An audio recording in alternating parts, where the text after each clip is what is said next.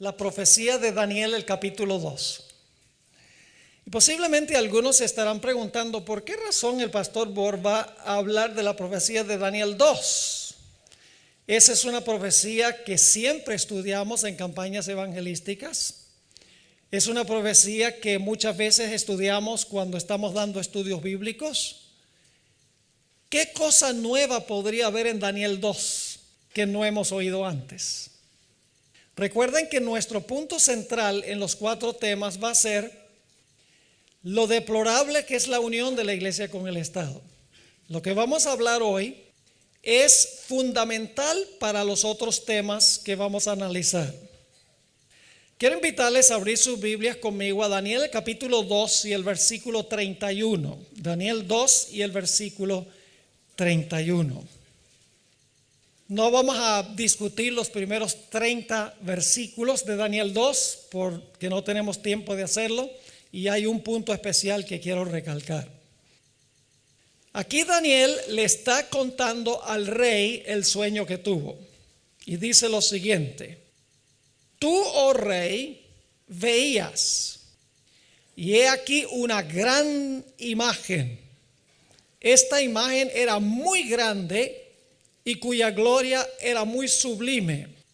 Estaba en pie delante de ti y su aspecto era terrible. Y luego entonces Daniel procede a describirle al rey el sueño que él había tenido. Ese sueño se encuentra en Daniel 2 y el versículo 32 al 35, y voy a leer esos versículos aunque conocemos bien la secuencia, porque hay ciertos puntos que quiero recalcar. Daniel 2 y el versículo 32. La cabeza de esta imagen era de oro fino, su pecho y sus brazos de plata, su vientre y sus muslos de bronce, sus piernas de hierro, sus pies en parte de hierro y en parte de barro cocido. Es decir, quiero que nos imaginemos esto en el PowerPoint de nuestra mente: oro, plata, bronce, hierro, hierro mezclado con barro. Y luego note lo que sigue diciendo. En el versículo 34, estabas mirando hasta que una piedra fue cortada no con mano, e hirió a la imagen en sus pies de hierro y de barro cocido, y los desmenuzó. Entonces fueron desmenuzados también el hierro, el barro cocido, el bronce, la plata y el oro, y fueron como tamo de las eras del verano, y se los llevó el viento sin que de ellos quedara rastro alguno. Mas la piedra que hirió a la imagen fue hecha un gran monte que llenó toda la tierra. Ahora quiero que notemos aquí en Daniel 2 que tenemos símbolos. Todo se presenta desde una perspectiva simbólica. Yo pregunto, ¿el oro es simbólico, sí o no? A ver, ¿sí? ¿El oro es simbólico? Sí. ¿La plata es simbólica? ¿El bronce es simbólico? ¿El hierro es simbólico? ¿La piedra es simbólica? ¿El monte es simbólico? Pero el barro no es simbólico. ¿Será que el barro también es simbólico? Todo en este capítulo es simbólico.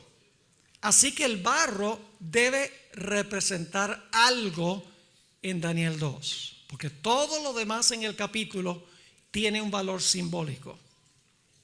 Ahora vamos a leer los versículos que interpretan este sueño. Daniel 2, 37 y 38. Daniel 2, 37 y 38. Aquí Daniel ahora va a explicar el sueño que ya describió. Dice: tú, oh rey, eres rey de reyes. No porque era más inteligente, ni tenía más armas, ni era más poderoso, sino porque Dios lo quiso así. Dice: tú, oh rey, eres rey de reyes, porque el Dios del cielo te ha dado reino, poder, fuerza y majestad.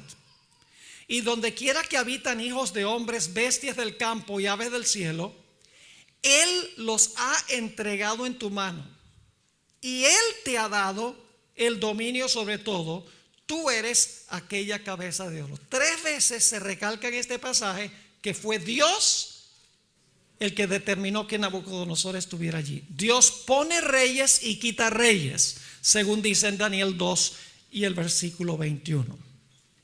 Ahora noten que aquí dice en el versículo 38 que tú eres la cabeza de oro. Y claro, Nabucodonosor representaba el reino de Babilonia. Así que sabemos que la cabeza de oro representa ¿qué reino? Representa Babilonia. Muy bien. Ahora vamos a Daniel 2 y el versículo 39. Los siguientes 2 reinos. Y después de ti se levantará otro reino, que es el de plata, inferior al tuyo. Y luego un tercer reino de bronce, el cual dominará sobre toda la tierra. Tenemos los siguientes 2 reinos, plata y bronce. ¿Qué reino representa el oro? Babilonia. ¿Qué reino representa la plata? Medo-Persia. ¿Qué reino representa el vientre de bronce? Grecia. Muy bien. Pero ahora quiero que noten que hay un cuarto reino. Y esto es repaso. Ya vamos a llegar a un área muy interesante que raras veces se estudia en la iglesia, pero es vital en el estudio de Daniel 2. Daniel 2 y el versículo 40. Y el cuarto reino será fuerte. Quiero que recuerden esa palabra es muy importante. El cuarto reino será fuerte como hierro. Es decir, ¿qué es lo que es fuerte en este sueño? El hierro es lo que es fuerte. Dice, será fuerte como hierro. Y como el hierro desmenuza y rompe todas las cosas, desmenuza y quebranta todo. Es decir, el cuarto reino es un reino de hierro y ese reino de hierro es fuerte. Se usa la palabra fuerte para describirlo. Ahora, ¿qué reino o qué imperio representa el hierro en este sueño? Representa al imperio romano, que literalmente se puede describir como una nación que usaba el hierro. Sí, era una máquina de hierro para pisotear y para desmenuzar. Pero yo quiero enfocarme especialmente en los pies de la imagen. Ahora, notemos lo que dice Daniel 2 y el versículo 41. Hemos estudiado mucho Daniel 2:41 y hemos dicho, y creo que es correctamente, que los 10 dedos de los pies representan las 10 divisiones del imperio romano. Pero hay algo más en esta profecía que como adventistas posiblemente no hemos visto antes, pero el espíritu de profecía lo presenta claramente. Más adelante les voy a leer una cita de la hermana White, pero vamos a ver lo que dice la Biblia primero. Noten Daniel 2 y el versículo 41. Y lo que viste de los pies y los dedos, en parte de barro cocido de alfarero. ¿Qué clase de barro? No el barro con que nos embarramos los zapatos. No, barro cocido de alfarero. Es un detalle importante, hay que leer con cuidado. De barro cocido de alfarero y en parte de hierro será un reino dividido. Mas habrá en él algo de la fuerza del hierro. Yo pregunto, cuando dice la fuerza del hierro, ¿a qué se está refiriendo? Al poder político de qué imperio? Al poder político romano, porque ya vimos que el cuarto reino es el reino fuerte. Es decir, según esta profecía, la parte fuerte en los pies es ¿qué cosa? El hierro. Y luego sigue diciendo, allí en el versículo, dice, mas habrá en él algo de la fuerza del hierro, así como viste hierro mezclado con barro cocido. Ahora, hay varias cosas que quiero que miremos aquí en los pies. En primer lugar, Roma continúa en los pies. Y ustedes dicen, pastor, ¿cómo sabe que Roma continúa en los pies? Es muy sencillo. En los pies hay hierro. Y las piernas de hierro representan a Roma. ¿Están conmigo o no están conmigo? ¿Roma continúa en los pies, sí o no? Roma continúa en los pies. Porque en los pies hay hierro, como en las piernas hay hierro, y las piernas de hierro representaban a Roma. Ahora yo pregunto, ¿qué existe primero? ¿El hierro o el barro que se le agrega al hierro? El hierro, porque en las piernas hay hierro. En los pies continúa el hierro, lo cual significa que el barro tiene que habérsele añadido después. Levanten la mano si están entendiendo lo que estoy diciendo. Gloria a Dios, la mayoría entendió. O estaré orando por el resto.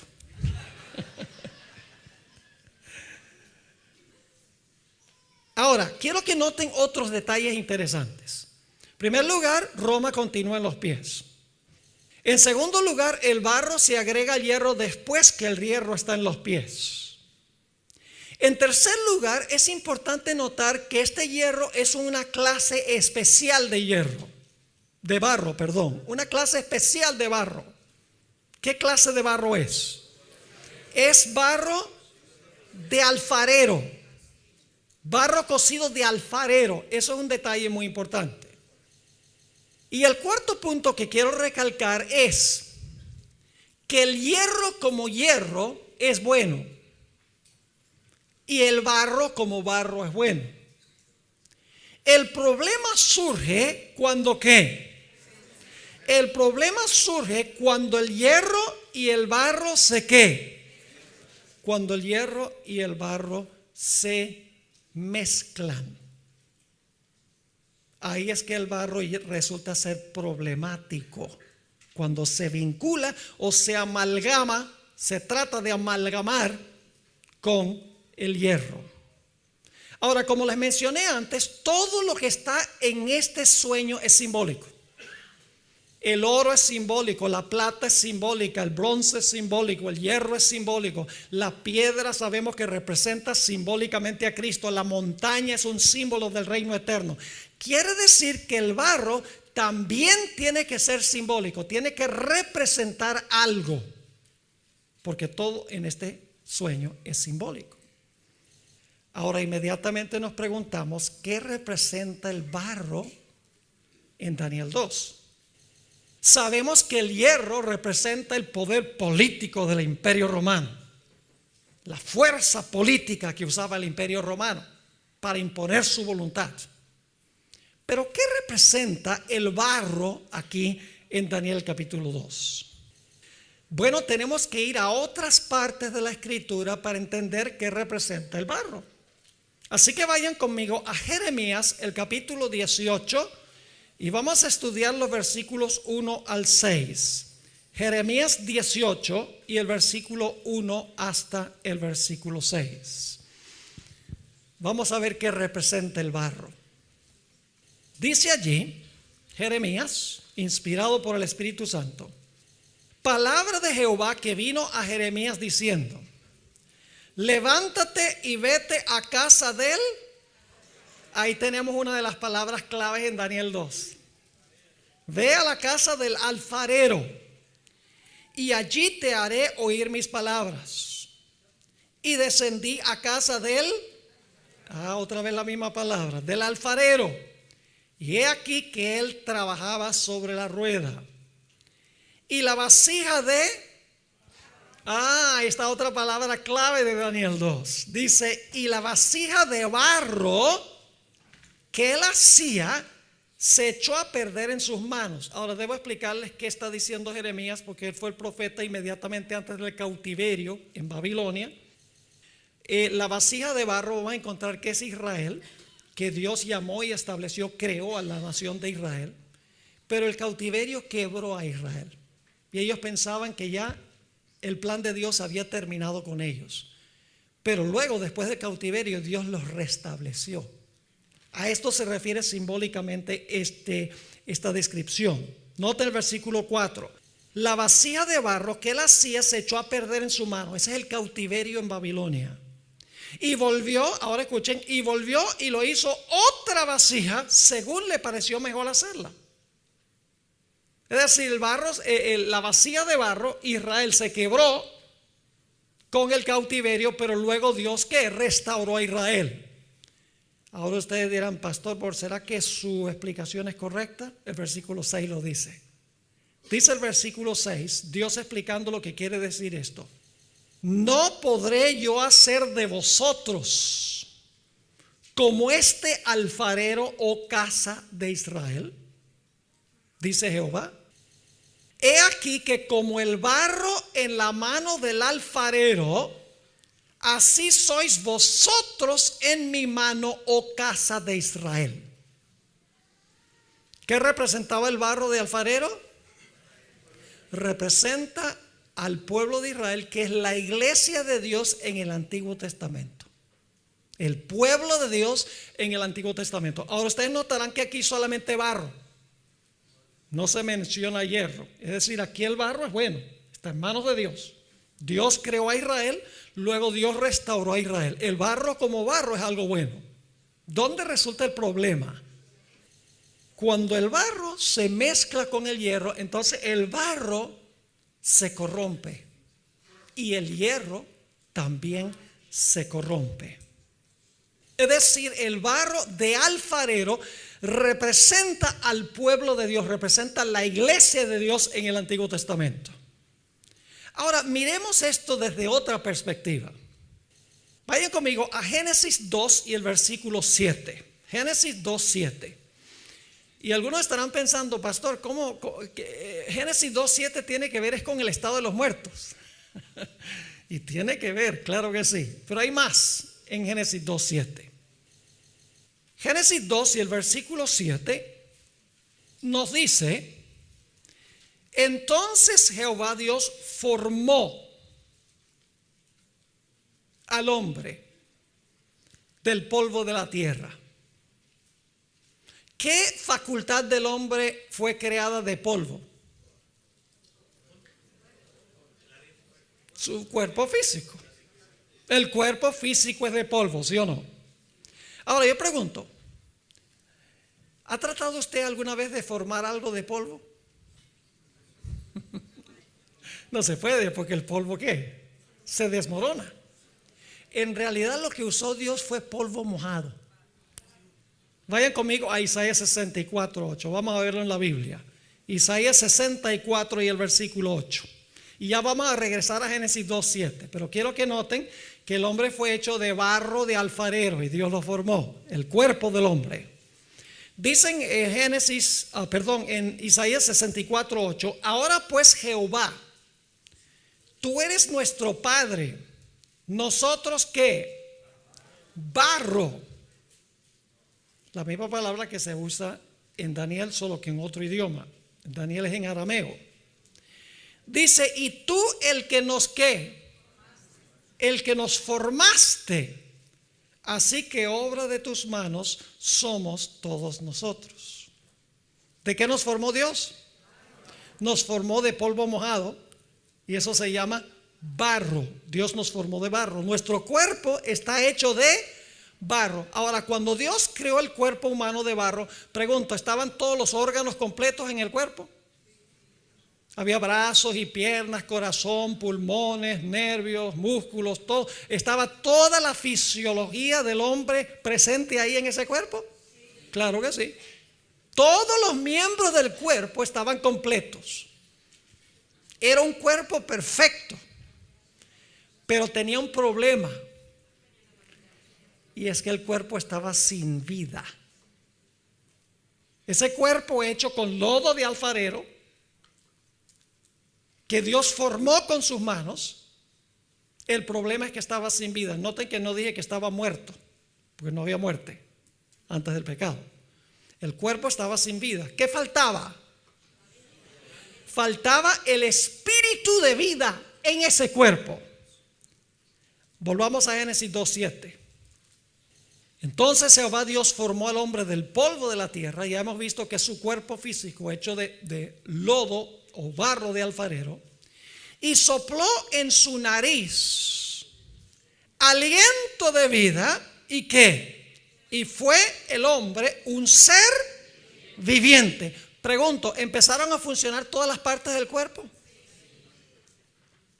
El cerebro empezó a pensar, los ojos empezaron a ver, los oídos empezaron a oír, la boca empezó a hablar, el corazón empezó a latir, los pulmones comenzaron a respirar.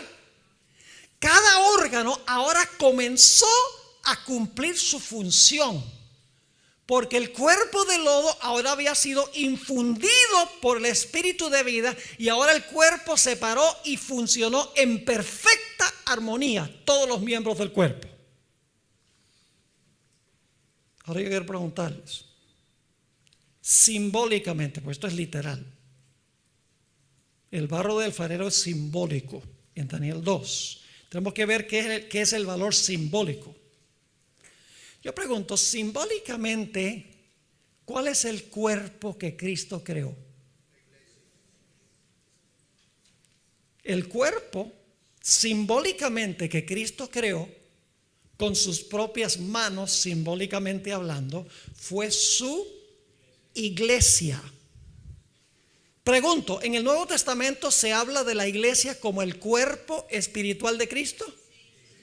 Noten Colosenses 1 y el versículo 18. Colosenses 1 y el versículo 18. Aquí claramente el apóstol Pablo dice que la iglesia es el cuerpo de Cristo, formado por Cristo, porque Cristo dijo: sobre esta roca edificaré mi iglesia. Cristo fue el creador de la iglesia con sus propias manos.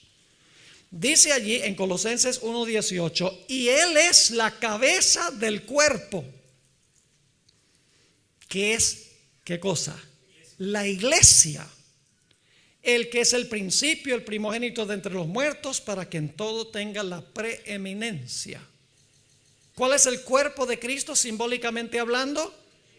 El cuerpo simbólico de Cristo es la iglesia que Él formó de lodo espiritual con sus propias manos. Ahora yo pregunto, ¿cómo estaba ese cuerpo cuando vino el día del Pentecostés? Estaban todas las partes juntas, porque dice, estaban todos unánimes juntos. ¿Sí o no? Habían arreglado sus diferencias, habían reparado las rencillas que existían entre todos, estaban todos en la misma página. Sí, estaban todos unánimes juntos. Pero ¿qué faltaba en el día del Pentecostés? Lo que faltaba para que el cuerpo pudiera funcionar, para que todos los órganos pudieran funcionar, ¿era qué cosa? El espíritu de vida. Y yo pregunto, ¿cuándo fue que la iglesia recibió el espíritu de vida? Fue en el momento que se derramó el Espíritu Santo en el día del Pentecostés. Vamos a leerlo, Hechos 2 y el versículo 2 al 4. Hechos 2 y el versículo 2 al 4. Después que dice que estaban todos unánimes juntos, estaba el cuerpo todo junto, todas las partes allí. Dice, y de repente vino del cielo un estruendo como de un viento recio que soplaba, el cual llenó toda la casa donde estaban sentados. Y se les aparecieron lenguas repartidas como de fuego, asentándose sobre cada uno de ellos. Y ahora escuchen lo que pasa con ese cuerpo que está unánime junto. Dice, y fueron todos ¿qué? Llenos del Espíritu Santo. Y ahora ¿qué pasa? Ahora se abre la boca y empiezan a hablar, porque el cuerpo tiene ¿qué? Vida. Dice, y fueron todos llenos del Espíritu Santo y comenzaron a hablar en otras lenguas según el Espíritu les daba que hablasen. Ahora escuchen bien, esta idea del cuerpo no la inventé yo. El apóstol Pablo es el que usa esta terminología en sus escritos. Vayan conmigo a 1 Corintios 12 y el versículo 12 y 13. 1 Corintios el capítulo 12 y el versículo 12 y 13. Fíjense que el apóstol Pablo es el que usa esta terminología. Dice, porque así como el cuerpo es ¿qué? Uno. ¿Quién lo creó? ¿Quién creó el cuerpo? Aquí está hablando de la iglesia espiritualmente. Jesús. ¿Y tiene muchos qué? Miembros. ¿Eso es real en cuanto a Adán y Eva cuando fueron creados literalmente? ¿Cómo no? Pero todos los miembros del cuerpo, siendo muchos, ¿son qué? Un solo cuerpo, así también Cristo. Versículo 13. Porque por un qué? Por un solo espíritu fuimos todos bautizados en un cuerpo, sean judíos o griegos, sean esclavos o libres, y a todos se nos dio a beber de un mismo espíritu. El cuerpo tiene muchos miembros, pero lo que moviliza el cuerpo de muchos miembros es ¿qué cosa? Un solo espíritu. Ahora, ¿qué estoy diciendo? Simbólicamente, el barro representa ¿qué cosa? Representa la iglesia. No estamos hablando literalmente del cuerpo, porque el cuerpo literal representa el cuerpo de la iglesia. Es decir, el cuerpo de barro representa la iglesia y el espíritu de vida representa el hecho de que el Espíritu Santo recibió ¿qué cosa? El Espíritu Santo en el día del Pentecostés. Y entonces todo el cuerpo empezó a funcionar como cuando el Señor Jesucristo creó ¿a quién? A Adán y Eva. Nuevamente vemos que el barro de alfarero, que se usó literalmente para crear a Adán y Eva, y el espíritu literal de respiración que se le dio, es simbólico del cuerpo espiritual de Cristo, que es la iglesia, y de el Espíritu Santo que fue infundido en la iglesia. Pero hay otra avenida que podemos explorar. Ezequiel 37. Que la Biblia está llena de esto. ¿Ustedes recuerdan el valle de los huesos secos? Tanto esos huesos y partes del cuerpo humano tirados en el valle. ¿Y qué se llama para infundir a esos cuerpos muertos? Dice la Biblia que Ezequiel, Dios le dice a Ezequiel, llama al espíritu que ¿qué? Que entre en esos cuerpos. Ahora, ¿qué representaba eso? Los cuerpos todos tirados y el espíritu que entró en el cuerpo. Representa al pueblo de Dios. Noten Ezequiel el capítulo 37 y el versículo 10 y 11. Ezequiel 37 y el versículo 10 y 11 nos dice que representa. Y profeticé como me había mandado. Y entró ¿qué cosa? Ahora entra en el cuerpo literal el espíritu, pero el cuerpo representa el pueblo de ¿quién? El pueblo de Israel. Dice, y profetizó como me había mandado, y entró espíritu en ellos y vivieron. Y estuvieron sobre sus pies un ejército grande en extremo. Ahora fíjense qué simboliza esto. Me dijo luego, hijo del hombre, todos estos huesos son la casa de Israel. He aquí ellos dicen, nuestros huesos se secaron y pereció nuestra esperanza y somos del todo destruidos. Saben, si ustedes leen el capítulo anterior, el capítulo 36, van a darse cuenta que Dios promete infundir su Espíritu Santo en el pueblo de Israel. Es decir, que estas tres avenidas, Jeremías 18 dice que el lodo de alfarero representa la casa de Israel. En el simbolismo del cuerpo que recibe el Espíritu, literalmente llega a simbolizar la iglesia que recibe el Espíritu Santo. Y en la profecía de Ezequiel, los cuerpos muertos que reciben el Espíritu representan nuevamente a la iglesia. Es decir, que el barro de alfarero en Daniel el capítulo 2 representa ¿qué cosa? Representa la iglesia. Ahora yo pregunto, ¿la iglesia es buena como iglesia? ¿Quién estableció la iglesia? Jesús. ¿Quién estableció el Estado? También Dios. Si no lo creen, lean Romanos 14, Romanos el capítulo 13. Vamos a estudiar eso en nuestros temas de mañana. En Romanos 13 dice que el Estado es ministro de Dios. Fue establecido por Dios para gobernar en asuntos civiles. Es decir, Jesús estableció la iglesia para gobernar en asuntos religiosos y estableció el poder civil para gobernar en asuntos civiles. Cada uno tiene su legítimo lugar. ¿Dónde surge el problema? El problema es cuando el barro se mezcla con el hierro. El problema es cuando la iglesia se mezcla con el Estado. Entonces se corrompe el barro. Ahora, vayan conmigo a Apocalipsis 17. Apocalipsis, el capítulo 17. Ahora escuchen bien. No estoy diciendo que los dedos de los pies no representan los reinos de Europa. Yo creo que sí. Yo creo que representan las 10 divisiones del Imperio Romano, que son los países europeos de hoy en día. Pero eso no resuelve el asunto del hierro y el barro. Esa es la explicación de los dedos de los pies. Pero la mezcla del hierro y el barro en esos reinos es lo que tenemos que mirar más cuidadosamente.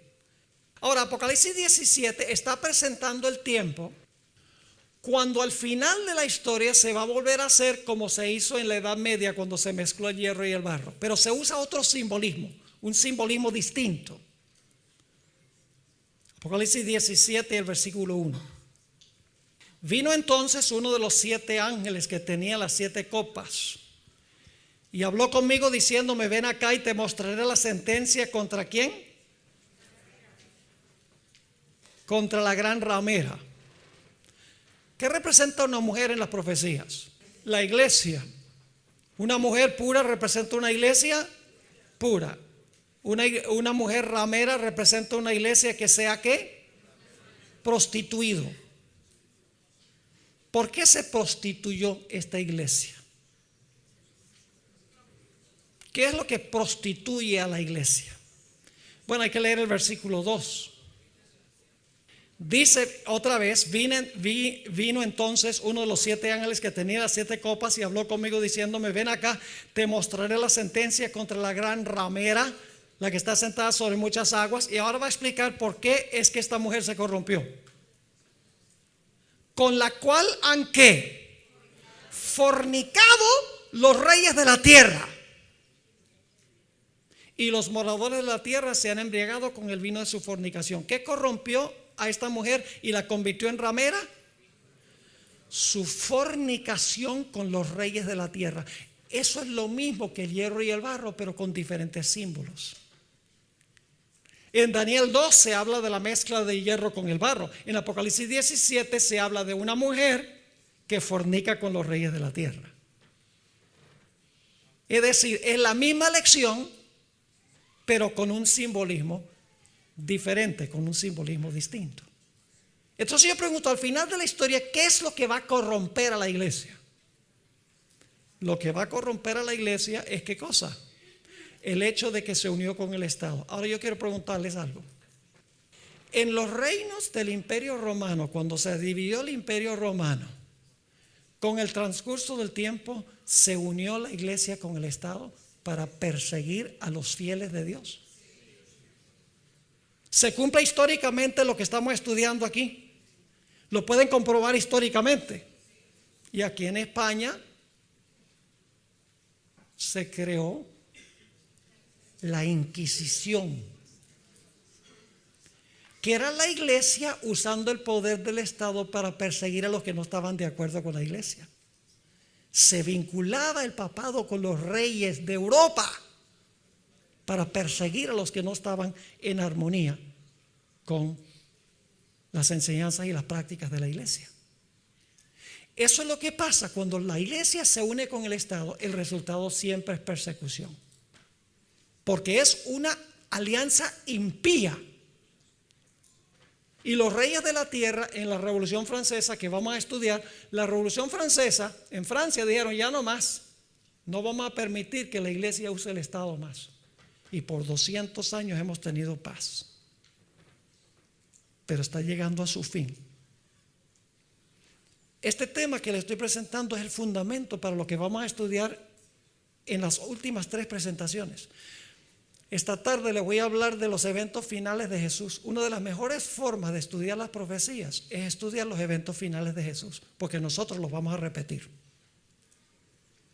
El Señor Jesucristo fue crucificado por una alianza impía entre la iglesia judía y el Estado romano. Y esta tarde voy a estudiar detalladamente el ministerio de Jesús Y vamos a ver que el pueblo de Dios al final de la historia va a repetir exactamente la historia de Cristo Jesús. Particularmente en el asunto de la unión de la iglesia con el Estado, usando el Estado para tratar de destruir al pueblo de Dios. Ahora, algunos se preguntarán, ¿será Pastor Borg que la idea que está presentando está en armonía con el espíritu de profecía? Permítame leerles un pasaje muy interesante de la hermana White. Comentario Bíblico Adventista, tomo 7A, página 178. Tomo 7A es el que reúne todas las citas de la hermana White. Tomaron de todos los tomos del comentario, los 7 tomos, y entonces los pusieron todos en un solo libro. 7A 178. Fíjese que la viejita tenía esto claro. Ahí fue que se me ocurrió. ¿Saben cómo yo estudio el espíritu de profecía? Yo leo lo que la hermana White dice, ¿y dónde está eso en la Biblia? Y entonces me voy a buscarlo en la Biblia, porque ella dice que eso es lo que hay que hacer. Entonces cuando yo leí esta cita de la hermana White, yo digo, está raro, tengo que buscarlo en la Biblia. Entonces busqué todos estos textos que compartí con ustedes esta mañana. Tiene razón. Y también lo hago a veces al contrario. A veces voy a la Biblia, estudio el asunto de la Biblia. ¿Qué dirá la hermana White? Y siempre encuentro armonía cuando se estudia con cuidado. Fíjense lo que dice la sierva del Señor. Hemos llegado a un tiempo cuando la obra sagrada de Dios está representada por los pies de la imagen. Dice, hemos llegado, está hablando de su época. Hemos llegado a un tiempo cuando la obra sagrada de Dios está representada por los pies de la imagen, en los cuales el hierro estaba mezclado con el barro cenagoso. Y luego dice, Dios tiene un pueblo escogido. Y gracias a Dios me alegró mucho el énfasis que dio el pastor Costa en esta mañana, de que esta no es una iglesia, no somos evangélicos del séptimo día, somos adventistas del séptimo día. Y no necesitamos tener vergüenza de decirlo. Tenemos un mensaje distintivo y una misión distintiva, diferente que la de cualquier iglesia. Ahora sigue diciendo aquí, Dios tiene un pueblo escogido, cuyo discernimiento debe ser santificado y que no debe convertirse en profano, poniendo en el fundamento madera, heno y hojarasca. Cada alma que es leal a los mandamientos de Dios verá que el rasgo distintivo de nuestra fe es el séptimo día sábado. Ahora escuche lo que dice. Si el gobierno honrara el sábado como Dios lo ha ordenado, ahora no me entiendan mal, la hermana White no dice que el gobierno debe imponer el sábado. Lo que está diciendo es que el gobierno debería permitir que la gente guarde el sábado. Debe proteger su derecho de guardar el sábado. A la luz de otras cosas que ella dice, eso está claro. Dice nuevamente, si el gobierno honrara el sábado como Dios lo ha ordenado, tendría el poder de Dios y defendería la fe que una vez fue dada a los santos. Pero los estadistas, ¿quiénes son los estadistas? Los políticos. Los estadistas apoyarán el falso día de reposo y mezclarán su fe religiosa con la observancia de este hijo del papado, colocándolo por encima del sábado que el Señor santificó y bendijo, apartándolo para que el hombre lo observe santamente como una señal entre Dios y su pueblo por 1000 generaciones. Y ahora viene la parte clave. La mezcla de los asuntos de la iglesia con las del Estado se representa con el hierro y el barro. Como suelo decir, no canta más claro un gallo a las 3 de la mañana. Dice, la mezcla de los asuntos de la iglesia con las del Estado se representa con el hierro y el barro. Esa unión está debilitando todo el poder de las iglesias. Cuando se une la iglesia con el Estado, se corrompe la iglesia y se vuelve débil. Sigue diciendo, esta aceptación en la iglesia del poder del Estado traerá malos resultados. Los hombres casi han traspasado el límite de la tolerancia de Dios. han utilizado su fuerza política y se han unido con el papado. Pero llegará el tiempo cuando Dios castigará a los que han invalidado su ley y sus malas obras recaerán sobre ellos mismos. Poderosa cita, ¿verdad? Clara. Y lo podemos comprobar bíblicamente, como lo hice esta mañana. Las tres avenidas: Jeremías 18, 1 al 6, Ezequiel 37 y Génesis 2, 7, vinculado con los textos que hablan del cuerpo de Cristo en el Nuevo Testamento. Ahora, no quiero terminar, tengo como 10 minutos todavía, según mi reloj. No quiero terminar sin antes hablar un poco sobre la piedra y la montaña. Ese es el clímax. Me contaba un pastor que había hablado con un sacerdote que le había dicho: aprovechen ustedes los adventistas el tiempo ahora que ustedes pueden adorar libremente, porque viene el tiempo cuando no lo van a poder hacer más. Y el pastor le dijo: sí, pero ya tú sabes cómo termina la historia. Era un sacerdote amigo. Todos estos reinos, mis hermanos y hermanas, se van a desvanecer, incluyendo el último, que es la unión del hierro con el barro. No va a poder permanecer. Por eso nosotros tenemos un mensaje para los políticos del mundo. Este mensaje hay que compartirlo con los reyes. ¿Saben que en Apocalipsis 10 y el versículo 11, cuando se le dice a Juan que profetice de nuevo a naciones, lenguas, dice y reyes? Cambia el texto de Apocalipsis 14, 6, donde dice toda nación, tribu, lengua y pueblo. En Apocalipsis 10, cuando dice profetiza de nuevo, es decir, lleva otro mensaje del librito, que es el mensaje de Daniel y Apocalipsis, dice llévalo también a los reyes. Porque Dios quiere que los reyes sepan que deben mantenerse alejados de esta unión ilícita entre la iglesia y el Estado. Y yo sé que no es popular decirlo en España. Ojalá que salga vivo de aquí. Pero es la verdad. Hay que decirlo, porque es la verdad.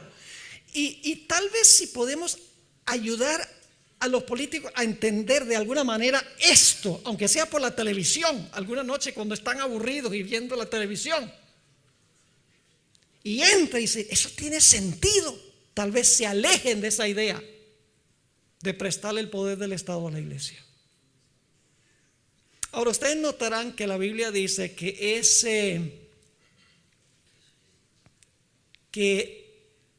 la piedra que fue cortada no con manos no es de esta creación. Fue cortada no con mano. ¿Qué significa esa expresión no cortada con mano? No con mano. Vamos a anotar dos textos en el Nuevo Testamento que nos ayuden a entenderlo. Hebreos 9 y el versículo 11. Ahí dice algo muy interesante en cuanto al santuario. La misma expresión que aparece en Daniel 2.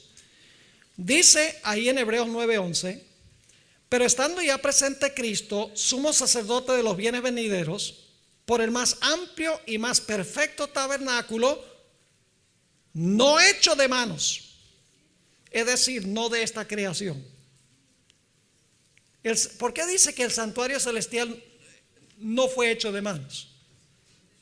Sencillamente porque el hombre no tuvo nada que ver con su creación. ¿Fue creado por quién? Exclusivamente por Dios. Y luego tenemos el cuerpo resucitado de Jesús en Marcos 14 y el versículo 58. Marcos 14 y el versículo 58 tenemos la misma expresión, no con manos, que significa que el hombre no tiene nada que ver con la formación de esto. No tuvo nada que ver con la construcción del santuario celestial.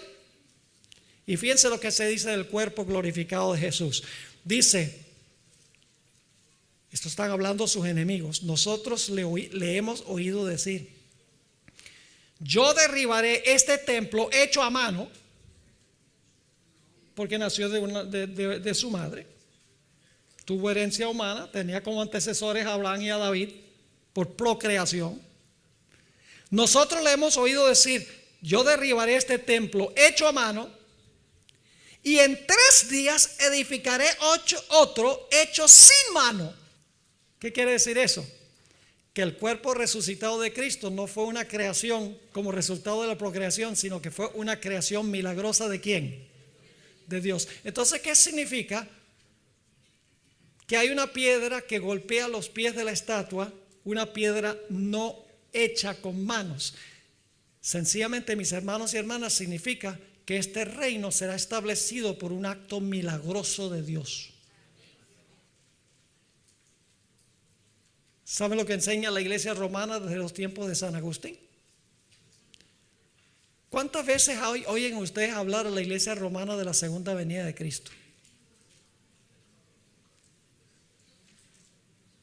Casi nunca. ¿Saben por qué? Porque el ideal desde los días de San Agustín en su libro La ciudad de Dios es que Cristo va a establecer por medio de la iglesia su reino aquí en la tierra. Es decir, la iglesia, tomando las riendas del poder civil, va a formar el reino de Cristo aquí. Eso es radicalmente diferente que la perspectiva que da la Biblia. Porque la Biblia nos dice que el reino que se va a establecer no es de aquí, es de allá. No es natural, sino que es sobrenatural. No es porque el hombre se vincula con el Estado para lograr su propósito, sino que Dios va a establecer un reino completamente independiente y separado de los reinos de este mundo. Y dice que luego esa piedra se va a convertir en una gigantesca montaña que llenará toda la tierra, que Daniel 2 explica que ese es el reino eterno de Cristo, que nunca se corromperá ni será dado a otro reino, y llenará toda la tierra. Ahora permítame terminar en una nota personal. Jesús se refirió a Daniel 2 y lo aplicó a nivel personal.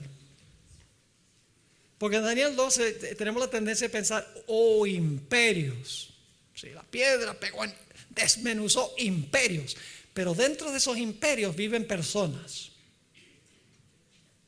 Y Jesús aplicó Daniel 2 a nivel personal. Vayan conmigo a Mateo 21:44, nuestro último texto. Mateo 21 y el versículo 44. Yo estoy seguro que Jesús aquí está refiriéndose a Daniel 2. Esta es la conclusión de la parábola de los obreros en la viña que fueron a trabajar en la viña y mataron a los mensajeros, y luego mataron a otros mensajeros, finalmente matan al hijo. Entonces Jesús le pregunta: bueno, ¿y qué va a hacer Dios con esos? El reino les va a ser quitado y será dado a una nación que produzca los frutos. Ahora fíjense lo que dice Jesús: el que cayere sobre esta piedra será quebrantado. Es decir, si tú caes sobre Jesús, tu corazón será quebrantado, te convertirás, en otras palabras. Pero si tú no caes sobre la piedra, algo va a pasar. En Daniel 2, Dios está invitando a las naciones de la tierra que caigan sobre la piedra, para que la piedra no caiga y los desmenuce a ellos. Dice: el que cayere sobre esta piedra será quebrantado, y sobre quien ella que cayere le desmenuzará. Entonces, dentro de todos estos reinos hay personas, individuos. Los sistemas políticos del mundo, hay personas que son sinceras, que aman a Dios, que desconocen estas cosas. Señor Jesucristo quiere que caigan sobre la piedra, se conviertan a Él. Él no quiere que la piedra caiga sobre las personas que pertenecen a los reinos para desmenuzarlos. Él quiere que caigamos sobre la piedra, y al caer sobre la piedra, que nos convirtamos, para que cuando Cristo venga, en vez de rogar que las peñas caigan sobre nosotros, digamos como dice en Isaías: he aquí, este es nuestro Dios, le hemos esperado y Él nos salvará.